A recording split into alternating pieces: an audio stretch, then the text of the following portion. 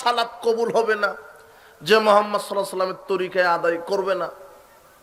এদেশের হুজুর নারী পুরুষের সালাতকে তো আলাদা করে দিয়েছে, অথচ নারী পুরুষের সালাতের কোনো পার্থক্য নেই। নারী যে হাত বাঁধবে বুকের উপরে আর পুরুষ হাত বাঁধবে নাভির নিচে, এই কথা কায়েম আছে সমাজে, তাই না? তাই তো বাঁধে, নারী হাত বাঁধবে বুকের উপর, পুরুষ হাত বাঁধবে নাভির নিচে। বিশ্বাস করে এরকম হাদিস পৃথিবীতে নাই, কোন হাদিসের কিতাবে লেখা নাই। ওই হুজুর শরীফের কথা, এগুলি হাদিস শরীফের কথা না। এই জন্য সাবধান, নারী পুরুষের একই সালাত, কোনো পার্থক্য নেই, কোনো পার্থক্য নেই। নারী যেভাবে দাঁড়াবে পুরুষ ওইভাবেই দাঁড়াবে, নারী যেভাবে রুকু করবে পুরুষ ওইভাবে রুকু করবে, না পুরুষ যেভাবে সেজদা করবে নারী সেভাবে সেজদা করবে, লম্বা ভাবে সেজদা। আল্লাহর নবী বলছেন এমন ভাবে সেজদা করো যাতে করে ছাগলের বাচ্চা পেটের নিচ দিয়ে যেতে পারে। কিন্তু আপনার স্ত্রী যে সেজদা মেরেছে, পিঁপড়া যাওয়ার কায়দা নেই, তাহলে ওই সালাত হবে না। বিশ্বাস করেন, আপনার স্ত্রী ওইভাবে যদি 80 বছর বয়স পর্যন্ত সালাত আদায় করে, এক রাকাতও সালাত আল্লাহ কবুল করবেন না। মনে হচ্ছে কেমন হয়ে গেল বক্তব্য, তাই না? কেমন হয়ে গেল।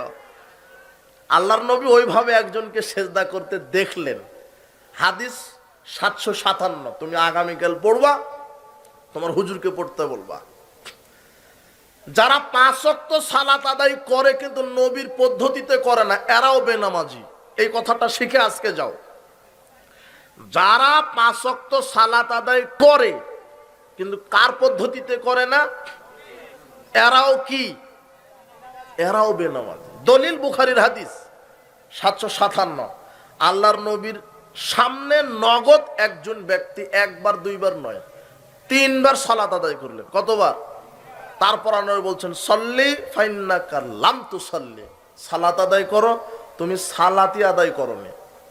মানে এই 3 বার যে করলো তাহলে কি করলো? আল্লাহর নবী তো এরকম বলতে পারতেন যে না আদায় করেছো কিন্তু ভালো হয়নি, আবার ভালোভাবে করো। কিন্তু বলছে যে তুমি সালাতই আদায় করোনি, মানে নামাজ পড়ার পরও বেনামাজি। ওটাই হলো যারা রুকু সিজদা ঠিক মতো করে না।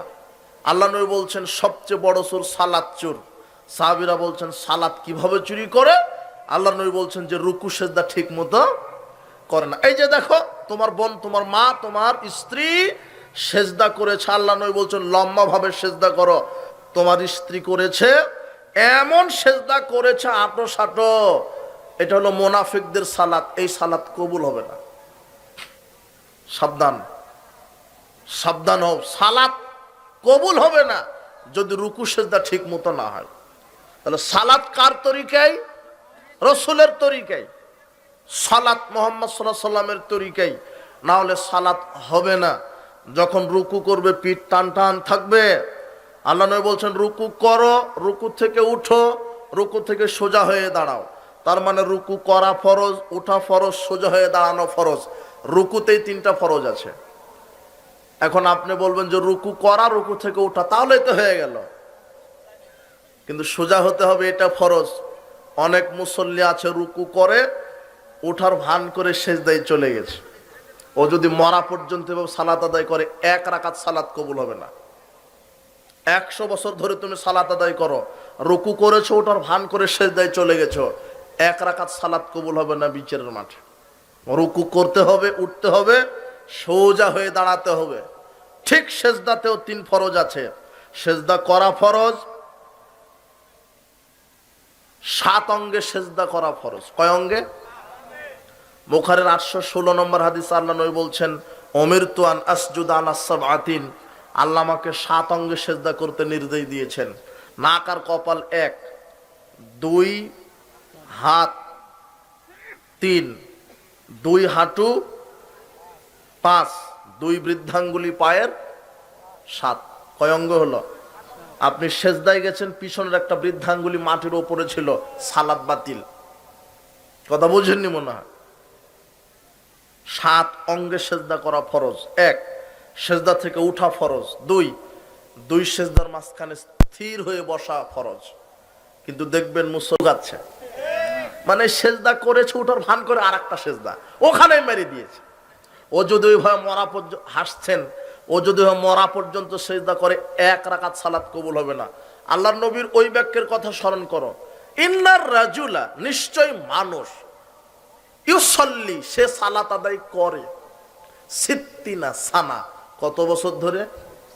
60 বছর। 60, 50-এর পর 10, 20, 30, 40, 50, 60, ওই 60 বছর ধরে সালাত আদায় করছে। মা তুকবালু লাহু সালাত, আল্লাহ এক রাকাতও সালাত কবুল করবে না। তাহলে এইরকম কপাল পোড়া মুসল্লি সমাজে নাই? আছে। রাসূলের তরিকায় সালাত, রুকু সেজদা ঠিক মতো, রুকু সেজদা যদি কেউ ঠিক মতো না করে সে সালাত চোর। রুকু সেজদা ঠিক মতো না করলে তার সালাত বাতিল। এই জন্য সাবধান, সালাত সর্বশ্রেষ্ঠ ইবাদত। সালাতকে ঠিক করতে হবে, সিয়াম ঠিক করতে হবে, কোরআন মাজিদ ঠিক করতে হবে। তাসবিহ তাহলিল করবেন মেশিনে নয়, তাসবিহ দানাতে নয়, ডান হাতের আঙুলে। কোন হাতের আঙুলে? ডান হাতের আঙুলে। আল্লাহ নবী বলছেন তোমরা ডান হাতের আঙুলে তাসবিহ পাঠ করো। বিচারের মাঠে আল্লাহ আঙুলকে জিজ্ঞাসা করবেন তোমাকে দ্বারা আমার এই বান্দা কি করেছে? তখন আঙুল বলবে আল্লাহ আমার মাধ্যমে তোমার তাসবিহ পাঠ করেছে, কাজেই লোকটার পাপ ক্ষমা করে জান্নাত দাও। আল্লাহ বলবেন যাও আঙুল, তোমার সুপারিশ আমি কবুল করলাম, লোকটাকে জান্নাত দিয়ে দিলাম। কিন্তু তোমার হুজুর যে 100 দানা নিয়ে ঘুরে,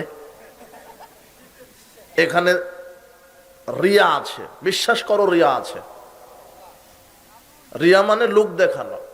তোমার হুজুর বাজারে মাছ কিনতে গেছে তবুও হাতের তসবিহ, মানে বলছে যে জনগণ দেখুক আমি বড় কিছু একটা, কথা বুঝুনি মনে, অথচ গোপনে ইবাদত।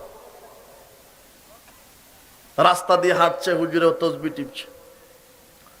রিয়া আছে এখানে। দুইটা পাপ, একটা শিরকের পাপ হচ্ছে আর একটা ওই যে মেশিনে গণা হচ্ছে, ওটা হলো বিদাত। আল্লাহর নবী ডান হাতের আঙুলে, বাম হাতের আঙুলেও নয়, কোন হাতের আঙুলে? ডান হাতের আঙুলে তাসবিহ গণনা করবে। তাহলে তাসবিহ, কোরআন তেলাওয়াত, সালাত, সিয়াম, হজ, আর অনেক সমাজে ভ্রান্ত আমল আছে, যে আমলগুলি থেকে বিরত থাকতে হবে। আল্লাহ সুবহানাহু ওয়া তাআলা আমাদেরকে আল্লাহর সাথে সাক্ষাৎ লাভের জন্য আল্লাহ সৎ কর্ম করতে বলেছেন। আমরা যেন সৎ কর্ম করে আল্লাহর সাক্ষাৎ পেতে পারে। আল্লাহ তুমি কবুল করো। ক্যাসিনো সম্পর্কে বলবেন? ক্যাসিনো যারা গেম খেলে, ও গেমস, ক্যাসিনো, জি ওটা তো হারাম, গেমস খেলা হারাম। মারাত্মক সামাজিক আচ্ছা আচ্ছা। আল্লাহ সুবহানাহু ওয়া তাআলা কোরআন মাজিদে জুয়া খেলাকে হারাম করেছেন। ইন্নামাল খামর ওয়াল মাইসির, নিশ্চয় মদ এবং জুয়া এটা শয়তানের কাজ। কিসের কাজ? ওই যে ক্যারাম, ছক্কা, লুডু, চৌসার, পাঞ্জা, পাশা যা খেলছো, দাবা, তারপরে এই যে মোবাইল এখন গেমস আসছে তাই না, ক্যাসিনো যেগুলি বাজি ধরা হয়, এগুলি সব হারাম। আল্লাহ নবী বলছেন কেউ যদি জুয়া খেলে সে আল্লাহ এবং তার রাসূলের নাফরমানি করলো, আর আল্লাহ এবং তার রাসূলের নাফরমানি করলে থাকার জায়গা জাহান্নাম। আর তুমি আর একটা কথা শোনো, জুয়া কোনো নির্ধারিত খেলার নাম নয়। যেই খেলাতে টাকার হার জিত আছে সেটাই জুয়া খেলা। তুমি যদি এই মাঠে ফুটবল খেলো, টাকার হার জিতে, ওটাই জুয়া। তুমি যদি ক্রিকেট খেলো, ভলিবল খেলো, তাস, ছক্কা, লুডু, ওই ফ্রি ফায়ার, পাবজি যা বলছো, মোবাইলে হোক টিভিতে হোক, আর তুমি যার সাথে হোক খেলো, টাকার হার জিত যেখানে আছে সেটাই জুয়া খেলা। জুয়া খেললে আল্লাহর সাথে নাফরমানি করলে, আর আল্লাহর সাথে নাফরমানি করার পরিণাম জাহান্নাম। আর যেই খেলাতে টাকার হার জিত নেই, শরীরের ব্যায়াম হয়, যেমন তুমি ক্রিকেট এমনিতেই ব্যায়ামের জন্য খেলতে পারো, ফুটবল খেলতে পারো, ভলিবল খেলতে পারো, শরীর চর্চার জন্য, যেখানে কিসের হার জিত নেই? টাকার, সেটা জায়েজ। কিন্তু যেই খেলাতে শরীর চর্চাও নাই, টাকার হার জিতও নাই, সেটাও আবার হারাম। যেমন ওই যে তুমি লুডু খেলছো, ক্যারাম খেলছো, ছক্কা খেলছো, দাবা খেলছো, মনে মনে তাস খেলছো, ক্যারাম খেলছো, এগুলো হলো হারাম। তুমি এমনিতে খেললেও হারাম। কেন? সময় অপচয়। আর ওগুলো হচ্ছে সময় অপচয় হচ্ছে, আর তোমার শরীর চর্চা হচ্ছে না, তুমি সময়কে অপচয় করছো। অথচ 1 মিনিটের সূরা ইখলাস 10 বার পড়া যাবে। ঘন্টার পর ঘন্টা তুমি মোবাইলে সময় দাও, গেমসে সময় দাও, মোবাইলে সময় দাও। সাবধান, আল্লাহ নবী বলছেন কেউ যদি সূরা ইখলাস 10 বার পড়ে আল্লাহ তাকে জান্নাতে একেবারে স্বচ্ছ জান্নাতে দামি প্রাসাদ নির্মাণ করে দিবেন। 10 বার পড়তে হবে সূরা ইখলাস, যেটা 1 মিনিট লাগবে। দেখো তুমি ঘড়ি ধরবে, ঘড়ি ধরে সূরা ইখলাস পড়তে লাগবে 1 মিনিটে 10 বার পড়তে পারবে।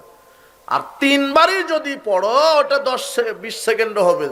20 সেকেন্ডে 3 বার সূরা ইখলাস পড়তে পারবে। 20 সেকেন্ডে সূরা ইখলাস 3 বার পড়তে পারবে।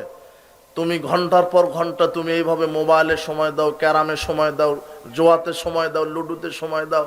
আল্লাহ নবী বলছেন যে একবার যদি সূরা ইখলাস পড়ে একবার, তাহলে আল্লাহ তাকে 10 পারা কোরআন মাজিদ খতমের নেকি দিবে। তাহলে 3 বার পড়লে 30 পারা, 20 সেকেন্ডে 30 পারা কোরআন খতমের নেকি তুমি পাবে। এই জন্য সময়কে মূল্যায়ন করো। আর জান্নাতবাসীরা কোনো আফসোস করবে না, শুধু একটা আফসোস করবে, আহা যদি আমি এই 1টা মিনিট অযথা সময় ব্যয় না করে তাসবিহ তাহলিল বা কোরআন মাজিদে ব্যয় করতাম, তাহলে আমিও ওই উঁচু তালা জান্নাতে থাকতে পারতাম। মানে নিচতলার জান্নাতীরা উপরতলার জান্নাতীদের সুযোগ সুবিধা দেখে তারা আফসোস করে বলবে, আহা আমি যদি 1 ঘন্টা অলসতা অবহেলা না করে ওই 1 ঘন্টা সালাত আদায় করতাম, সুন্নাত পড়তাম, নফল পড়তাম, কোরআন মাজিদ তেলাওয়াত করতাম বা তাসবিহ তাহলিল করতাম, সময়কে যদি মূল্যায়ন করতাম, তাহলে দামি জান্নাত আমারও হতো। এটা আফসোস করবেন।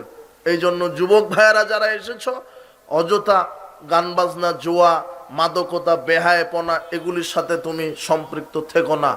আল্লাহ তুমি আজকের যত যুবকেরা এসেছে তুমি এদেরকে হেদায়েত দান করো। মাদককে না বলো, গান বাজনা শুনবে না বলে শয়তান। ওয়াইন রুদ্দাত, আর যদি সালাত প্রত্যাখ্যান করেন আল্লাহ, রুদ্দা আলাইহিস সাইরু আমালি, তাহলে তার সব আমলকে আল্লাহ প্রত্যাখ্যান করবেন। তার মানে সালাত আপনার শুদ্ধ করতে হবে, সালাতকে যে কোনো মূল্যে শুদ্ধ করতে হবে। সালাত যেন আপনি আদায় করে সালাতকে নষ্ট করেন না। শোনেন সংক্ষেপে, আলোচনার শেষের দিকে, এমনিতেই রাত অনেক হয়েছে। শোনেন, আল্লাহর নবী বলছেন ইন্নার রাজুলা লিউসাল্লি সিত্তিনা সানা মা তুকবালু লাহু সালাতুন। অনেক লোক আছে যারা 60 বছর ধরে সালাত আদায় করছে, কিন্তু আল্লাহ তাদের 1 ওয়াক্ত সালাতও বিচার মাঠে কবুল করবে না। 20 বছর, 40 বছর, 60 বছর ধরে সালাত আদায় করছেন, কিন্তু বিচারের মাঠে আল্লাহ অনেক মানুষের 1 ওয়াক্ত সালাত কি করবেন না? কবুল করবেন না। তাহলে কি হবে?